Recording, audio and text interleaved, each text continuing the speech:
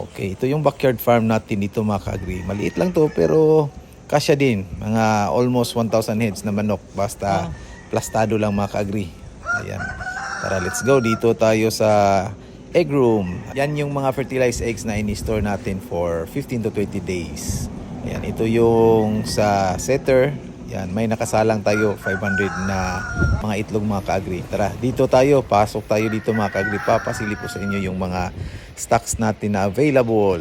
Digo City, Davao del Sur, pwede kayong mag-direct PM sa ating page mga ka-agri kung meron kayong magustuhan na mga stocks natin dito available mga ka-agri. Ayan, ito yung mga naglilay na natin ng mga stocks dito.